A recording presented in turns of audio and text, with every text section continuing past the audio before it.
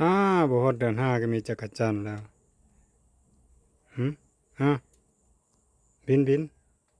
แม่บ่บินวะฮะอะจับตัวนี้เรื่องวานนี้เนาะพอจะเห็นจักรจันทร์บินมาจับตัวข้อยเนาะไล่หนีก็บ่หนีอืมข้าพเจ้าก็ฮู้แล้วว่าต้องมีลางสังหรณ์ใดหนึ่งพอมาเบิ่งโทรศัพท์ว่าซั่นโอ้คนมาคอมเมนต์ด่าทาง TikTok อึกกระทึกเนาะอืมการที่ลูกน้ำผึ้งถูกไล่ออกจากโรงเรียน มันก็เป็นการดีอย่างหนึ่งนะอันที่หนึ่งเลยมันความปลอดภัยของเราเนาะอันที่สองไปเข้าโรงเรียนที่บ่มีการกีดกั้นนะจะให้เราเอ่อมีความสุขมีความอบอุ่นหลายขึ้นนะได้เรียนรู้จากพ่อได้เรียนรู้จากแม่เนาะเพื่อว่าในอนาคตเมื่อเรารู้ความจริงนะเราจึงจะบ่มีความเสียใจภายหลังการที่โรงเรียนไล่ลูกน้ำผึ้งออกมันบ่แม่นการแก้ไขปัญหาที่ต้นเหตุเนาะเป็นการแก้ไขปัญหาที่ปลายเหตุการแก้ไขปัญหาที่ต้นเหตุแม่นเจ้าควรปรับนโยบายของเจ้าเนาะและการบริหารเนาะคอร์สการบริหารมันมีปัญหาอยู่ไสจะต้องไปปรับอยู่หั่นเนาะจึงถึกนะบ่ต่างหยังกับเวลาที่อันน่ะค่อยไปรับลูกน้ำผึ้งผ่านมาก็แม่นค่อยแหละไปรับไปส่งเนาะลูกน้ำผึ้งตลอดเนาะอ่าแล้วมีมามื้อนึงเนาะข้าพเจ้าไปแล้วมีผู้ชายเด็กน้อยประมาณกลางคนประมาณ20ปลายปีเนาะมาอยู่หน้าประตูแล้วมาถามข้อยว่าเจ้ามีบัตรมารับลูกบ่คันบ่มีบัตรเจ้ามารับลูกบ่ได้ข้อยแปลกเว้ยข้อยก็เลยบอกว่าเจ้าไปเอิ้นอันครูที่ว่ารับผิดชอบมาหาข้อยดูจังซี่พอดีครูรับผิดชอบมาหาข้อยเราก็บอกว่าต้องมีบัตรจะให้มารับข้อยก็เลยว่าเอ้ามันผิดปกติไปจังซั่นเอ่อข้อยก็บอกกับครูเนาะเว้าเสียงแหงกับครูเนาะเจ้าบ่รับรู้ข้อยเหรอบัตรกฎของเจ้าออกข้อยสิรู้ได้จังไดเนาะแต่ว่าเจ้ารู้ข้อยอยู่ข้อยมารับนี่ก็ได้ข้อยบ่ได้มีบัตรเนาะแต่ที่จริงบัตรนั้นเราจะให้น่ะแม่น้ำผึ้งแล้วเนาะแต่แม่น้ำผึ้งบ่ได้บอกข้อยหลังจากนั้นข้อยก็ท่าอยู่เกือบ10นาทีเนาะก็บ่เห็นน้ำผึ้งลงมาข้อยว่าปกติลูกข้อยเนาะเราเวลาพักผ่อนแล้วเราจะแล่นลงมาเลยเนาะลิ้นกับหมู่แล้วพอแต่โดนๆนิดนึงเห็นลงมาเนาะหน้าจืดหน้าดำหมดเนาะเพราะว่าเราแพ้อาหารเนาะไปกินเค้กเนาะแล้วค่อยก็พาแล่นไปโรงหมอเนาะเกือบบ่ทันเนาะไปฮอดโรงหมอลาวเวียดเนาะโรงหมอลาวเวียดใส่ยาไปหลายครั้งเนาะก็บ่อยู่สุดท้ายต้องได้ซักยาอัดจึงอยู่อันนี้มันเป็นคอร์สการบริหารจัดการแท้ๆเนาะถ้าว่าเด็กน้อยมีอาการหยังเจ้าต้อง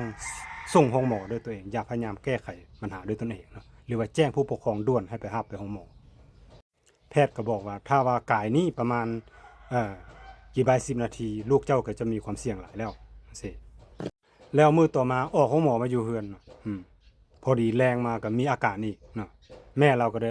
เอาไปโรงหมอ BBL ต่อเนาะอยู่ประมาณ1มื้อถึง2มื้อจึงค่อยดีขึ้นมาบัดนี้แม่เพิ่นไปลมกับสาวครูจังได๋บัดไปบอกว่าค่อยเว้าหุนแหงให้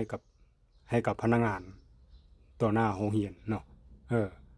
โวยวายใส่ข้อยอีกเนาะว่าข้อยใส่อารมณ์จังซั่นจังซี่นับแต่นั้นมาเขาก็เห็นแล้วปัญหาระหว่างสาวครูระหว่างแม่น้ำผึ้งทะแม่งใส่ข้อยอยู่เนาะ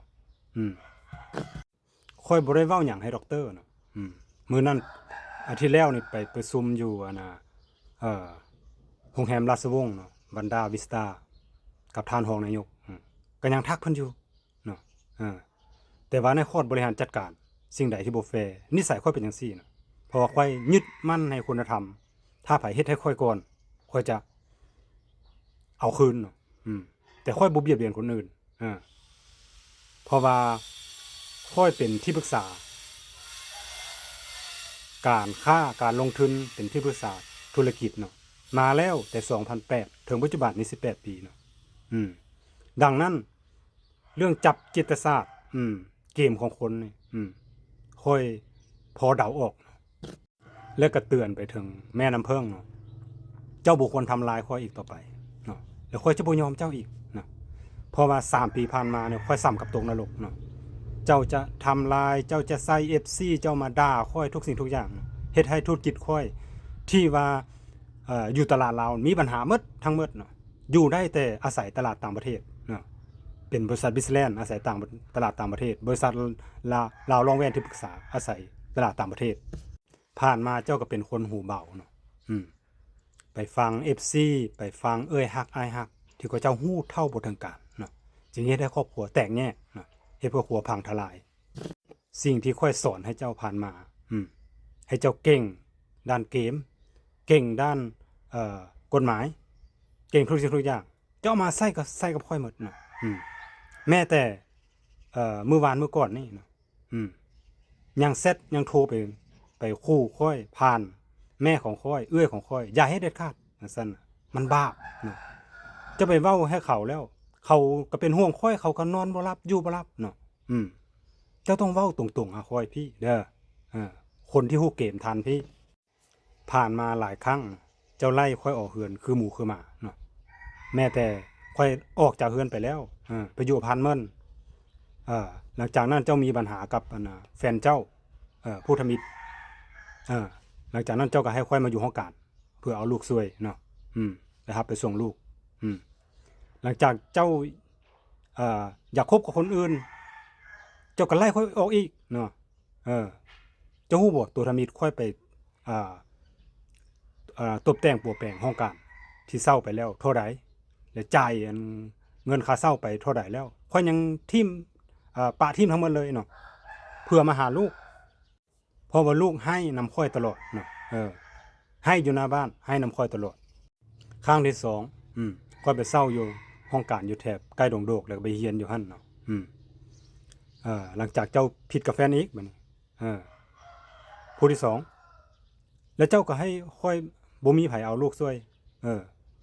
แล้วก็บ่มีไผรับส่งลูกเนาะค่อยก็กลับมาอีกมาอยู่ห้องการอีกเนาะหลังจากที่เจ้าเกิดลูกแล้วเนาะเจ้าสามารถพึ่งตัวเองได้แล้วเจ้าอาจจะอยากคบกับคนใหม่บ่จังซั่นเจ้าก็ไล่เขาออกอีกโดยบ่มีเหตุและผลเนาะแล้วก็สร้างเกมดราม่าขึ้นมาเห็นบ่ทุกครั้งที่เจ้าไล่ค่อยเจ้าบ่ให้เวลาค่อยเลย1 มื้อ 2 มื้อค่อยขอเวลาก็บ่ให้เนาะอันนี้แม่นสุดยอดล่ะแต่นี่ต่อไปค่อยบ่อนุญาตให้ไผทางนั้นเนาะรวมกับเจ้ารวมกับทุกคนบ่ให้ไผดูหมิ่นประมาทแทรกแซงชีวิตของค่อยเป็นอันขาดค่อยสิฟาดเรียบเลย